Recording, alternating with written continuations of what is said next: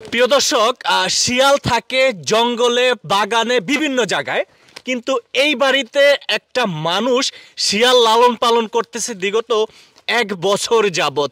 এখানেই দেখতে পাচ্ছেন। আচ্ছা, এই বাড়িতে কি শিয়াল পালে? জি জি জি। আচ্ছা, এই বাড়িতে ভাইয়া শিয়াল পালে? হ্যাঁ, এই বাড়িতে। আচ্ছা, ওই যে আমরা দেখতে পাচ্ছি, ওই শিয়ালটা ওনার হাতেই রয়েছে, দেখতে পাচ্ছেন। এ হচ্ছে গিয়া সে শিয়াল, বা দেখতে একটু একেবারে অসাধারণ, নিশ্চয়ই আপনি দেখতে পাচ্ছেন। ভাই, এই শিয়াল তো সাধারণত মুরগি খেয়ে ফেলে, আর আপনি শিয়াল লালন পালন করছেন। শিয়ালের যে ডাক দেয় সন্ধ্যা হলে, মানে ঘুমান যায় না এলাকায়। আপনি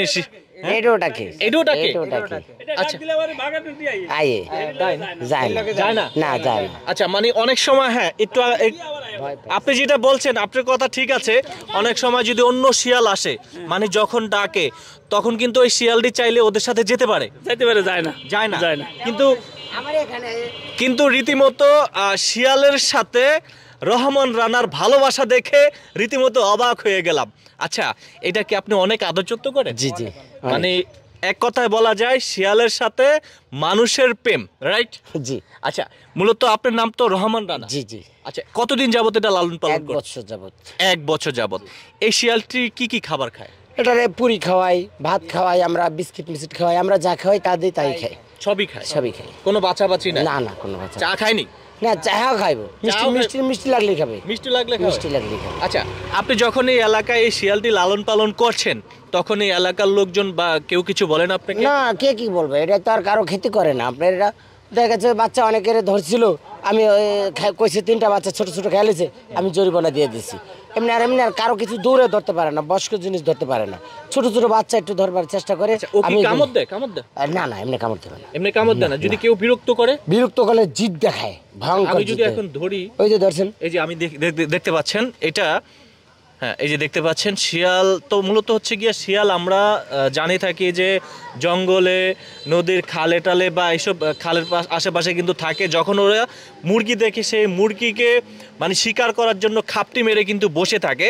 তো আপনার এলাকায়, আপনার এই গ্রামে তো অনেক মুরগি টুরগি আছে, বা চাইলে সে তো দৌড়ে বড় একটি মুরগি ধরে। আমি দিনে বাইন্দা রাখি, সন্ধ্যার সময় ছাড়ি, রাত্রে আমি 10টা পর্যন্ত জাগনা থাকি, 10টা পর্যন্ত এটাও জাগনা থাকবে। তারপরে আমি যে হইতে যাবো, এটার খুবই যে শুয়ে থাকবে, আমি দরজাটা আটকে থেকে পারি। এটার নাম দিয়েছেন নেকড়ে। নামটা দেওয়ার কারণটা কি? ভালো লাগছে, একটা হিংস্র প্রাণী নেকড়ে, এরকমই। ওটা নেকড়ে দেখতে এরকমই, ওর এরকমই দেখতে। আচ্ছা, এটা কি আসলে পুরুষ না মহিলা? আচ্ছা, এটা এই যে একটু আগে একটা আঙ্কেল যেটা বললো, অন্য শিয়াল যখন সন্ধ্যার সময় গ্রাম অঞ্চলে ডেকে থাকে আর কি, তখন ওই শিয়ালের সাথে যায় না? না, যায় না। এমনি আসে এদিকে, আরো ভয় পায়, তারপরও খ্যাঁ করে ওঠে।